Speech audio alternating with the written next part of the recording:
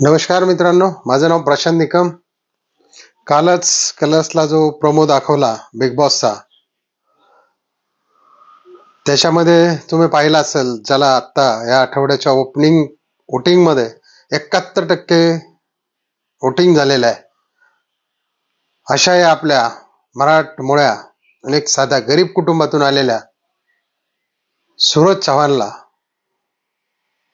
काय काय काम सांगितलं जाते. सूरज चव्हाणला 2 टायमाची भांडी घासावी लागतात, गार्डन एरिया झाडून काढावा लागतो, त्या ठिकाणी कचऱ्याच्या बादलीपाशी असणारे शूज जान्हवी त्याला म्हणते ते उचलून बाथरूम मध्ये ठेव. निक्की म्हणते माझे काही कपडे ते बाथरूम मध्ये नेऊन ठेव. अरे हा सूरज चव्हाण काय तुमचा नोकर आहे का? तो पण एक बिग बॉस मध्ये खेळायला आलेला कंटेस्टंटच आहे ना, तोही एक स्पर्धकच आहे. मग त्याला काही दुसरी कामं येत नाही का? जेवणाच्या टास्क मध्ये त्याला काही भाजी कापता येत नाही का? भात करता येत नाही का? चपाती करता येत नाही?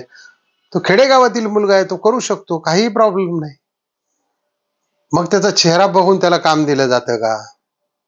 तो काही बोलत नाही म्हणून त्याला काम दिलं जातं का? याच्या अगोदरही समाजामध्ये त्याला त्याच पद्धतीने वागणूक मिळत होती, असंही लक्षात येतं. पण किमान मध्ये तुम्ही याला या गेम मध्ये टार्गेट करून ही कामं दिली जातात का? छोटा पुढारीला त्याला मदत करायला सांगितलं तर त्यांनी सांगितलं मला हे जमणार नाही. खरं तर हे अंकिता जी कॅप्टन आहे तिच्या हातामध्ये आहे, पण असं दिसतंय की सूरजला ही जाणून बुजून कामं दिली जातात. अभिजित सावंतला ज्यावेळी एक वेळची भांडी घासायला सांगितलं त्यावेळेस तो काय म्हटला की मला कोणीतरी मदतनीस पाहिजे. सूरज तर 2 टायमाची भांडी घासतो, यांचा टेबल खरकट सगळं वगैरे तो पुसून घेतो. याचा अर्थ असा नाही, सूरज हा सुद्धा एक खेळाडू आहे, त्याला त्याच पद्धतीने या ठिकाणी बिग बॉस मध्ये वागणूक दिली पाहिजे असं मला तरी वाटतं. कारण लोकांचं बिग बॉस पाहण्याचं टार्गेट फक्त सूरज चव्हाणमुळे जास्त बिग बॉसला या ठिकाणी पाहिलं जातं. कारण तो एक अल्लड असा भोळा, म्हणजे जसा आहे तो असा गावरान भाषेतला हा सूरज चव्हाण. कधी त्यांनी हे बिग बॉस वगैरे असं वातावरण पाहिलेलं नाही. असा एक गरीब कुटुंबातील मुलगा या ठिकाणी बिग बॉस मध्ये जातो, म्हणून लोकांची बिग बॉस पाहण्याची उत्सुकता वाढलेली आहे.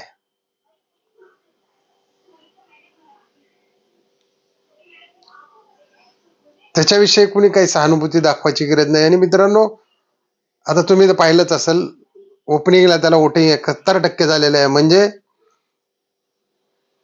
पूर्ण पब्लिकचा सपोर्ट त्याला आहे आणि तो राहणारच आहे. आणि माझी विनंती आहे की सूरज चव्हाणला तुम्ही सपोर्ट करा आणि यांना दाखवून द्या की कलाकार हा फक्त दिसण्यावर, त्याच्या भाषेवर किंवा कुठल्याही अशा एखाद्या स्टँडर्ड गोष्टीवरती धरला जात नाही, त्याच्या कपड्यावर वगैरे. कलाकार हा हळा मातीचा, तो जसा आहे ॲज इट इज तसाच या ठिकाणी धरला जातो. म्हणून माझी विनंती आहे की तुम्ही सूरज चव्हाणला या ठिकाणी भरमसाठ वोटिंग करायचे आणि यांना दाखवून द्यायचे की सूरज चव्हाण हाच टॉपचा विनर आहे या ठिकाणी मराठी बिग बॉस कलर्स मध्ये. व्हिडिओ हा नक्की शेअर करायचा आहे, नक्की फॉरवर्ड करायचा आहे, आणि आवडला असेल तर नक्की सबस्क्राईब करा आणि कमेंट मध्ये सांगा मला की तुम्हाला सूरज बद्दल काय नेमकं वाटतं. धन्यवाद.